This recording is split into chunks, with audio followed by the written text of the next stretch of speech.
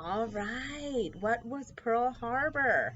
We are on chapter 1. Becoming enemies. Remember this guy, Adolf Hitler? And this is a new guy. We did talk about him, President Franklin Roosevelt from the United States of America. Okay, so we're going to be learning about this. Remember, these are some words and pictures that are really important, and you can take from the book for your notes, all right? Okay.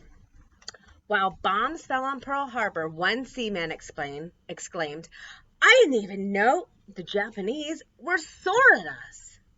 Until the attack, many Americans had not realized that Japan and America were becoming bitter enemies. The enemy on most people's minds was Adolf Hitler. Good guy or bad guy? Bad guy. Bad guy. Hitler was a ruthless dictator of Nazi Germany. His aim was to conquer all of the democracies of Europe. In 1939, Hitler had started World War II when his troops stormed into Poland. Immediately, Britain and France declared war on Germany. The Nazis crushed one country after another. In the spring of 1940, the Netherlands and France fell. That left England to stand alone against the Germans. President Franklin Roosevelt shipped arms. Are we talking about our arms? When we talk about arms, what are we talking about?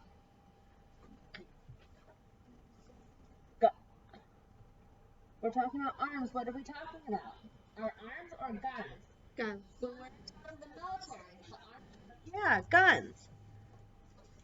Tanks and planes to help the British, but he did not send American soldiers. Okay, so we're going to learn about Franklin Delano Roosevelt. Who is he? Yes. The United States President.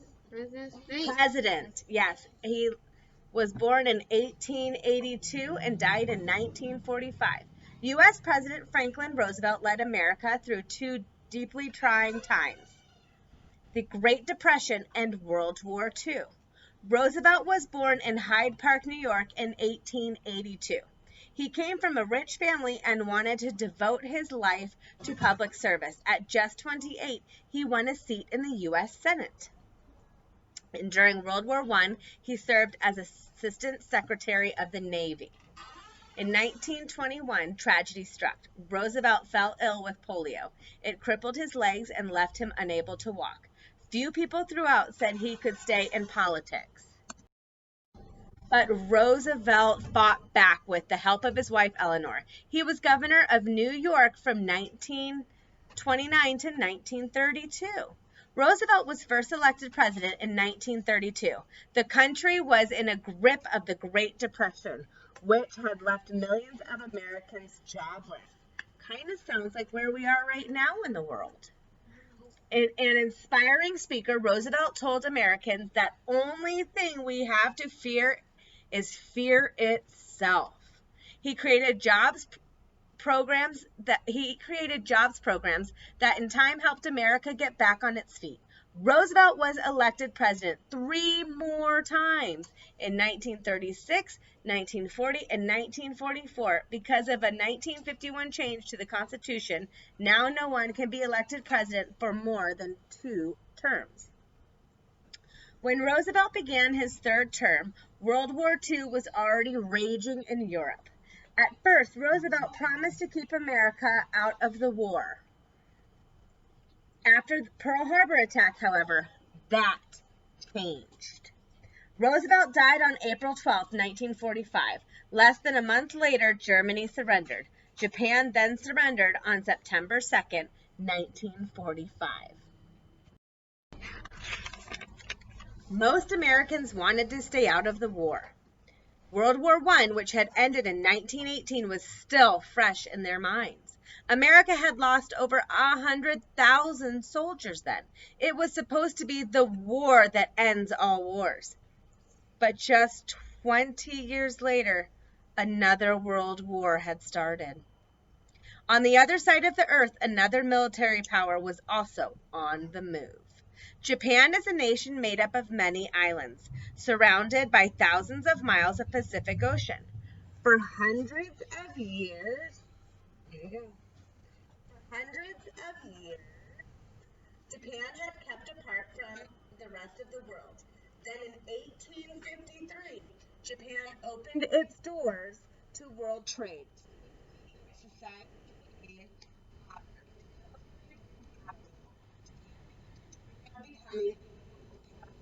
however, this to have the resources. It needed coal, rubber, and oil. In the 1930s, Japan set out to get these resources by conquering its neighbors in Asia and the Pacific. So, there's Japan. And here's Hawaii. Where's Pearl Harbor? Hawaii. Uh-huh. In Wow. China. Awesome. There's another picture. Japanese encounter. Indonesia. Korea, USSR. They're taking lots of places. Wow. In 1937, Japan invaded China and set off a full-scale war. By 1940, Japan was ready to seize lands in the South Pacific, including present-day Indonesia, Malaysia, Vietnam, Cambodia, and the Philippines. Back then, European countries ruled most of these lands, but they were caught up in the war with Hitler. Only one power stood in Japan's way: the United States. In June 1940, Japan boldly invaded French Indochina, present-day Vietnam and Cambodia. Roosevelt took action. He moved the U.S. Pacific Fleet from California to Pearl Harbor in Hawaii. Now, a powerful U.S. force stood guard in the Pacific against further Japanese advances. 3 months later, Japan signed a pact to join forces with Nazi Germany and its ally Italy. Japan was sending a clear message to the United States to back off.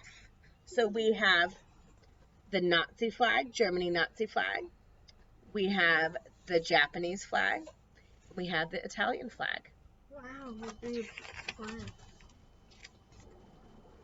Throughout 1941, messages went back and forth between America and the military leaders in control of Japan. America insisted that Japan withdraw from Indochina and stop its takeovers. Japan insisted that the United States should mind their own business. Japan was free to do what it wanted. By summer, President Roosevelt slapped a trade embargo on Japan. This meant that Japan could no longer get U.S. oil. For Japan, this was grim indeed. The country depended on American oil. Without it, Japan's military machines would grind to a halt. It would stop. Japan was forced with 2 choices. It could agree to American demands, or it could go to war against the United States. This is Prime Minister Tojo. Looks like he's pretty important because you get medals when you do good things. It doesn't mean that he did good things for the United States. It probably means he did good things for his country, Japan. Emperor Hiroshito, 1901 to 1989. In 1941, Hiroshito was Emperor of Japan. Emperor makes it sound as if he were powerful. However, the government was actually run by military chiefs and the prime minister. Hiroshito wanted to keep peace in the United States. In the end, however, he approved the attack on Pearl Harbor. 4 years later, in 1945, Hiroshito went on the radio to broadcast Japan's surrender. It was the first time his people had ever heard his voice. He died in 1989 after a 62-year reign.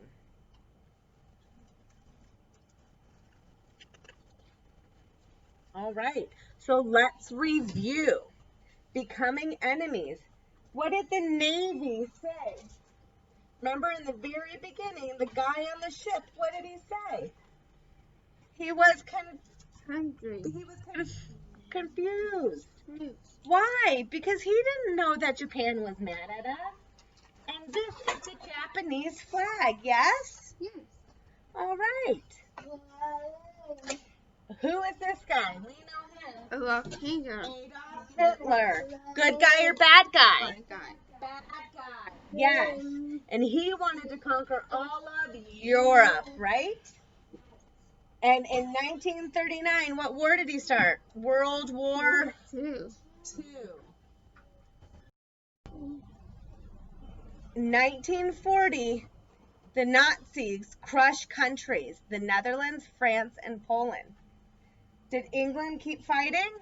Yeah, but they needed some stuff from us. What did they need from us? Remember, it's not our arms. What did they need? Guns. Guns, and they needed tanks, and they needed ammunition, and they needed supplies. But did they send any soldiers? No. Because did we engage in the war at that point? No. FDR, the president of the United States, put a trade embargo on Japan. What could they not get from us? Oil. Oh, yes. And here's Japan. 1937, Japan decided to go to full war, took over the South Pacific, which is Indonesia, Malaysia, Vietnam, Cambodia, and the Philippines. And who did they join forces with? It was Japan, Germany, and Italy. Japan is at war with who? USA. They did not want to comply with our trade embargo, right? They didn't want to follow our rules. All right, stay tuned for the next chapter.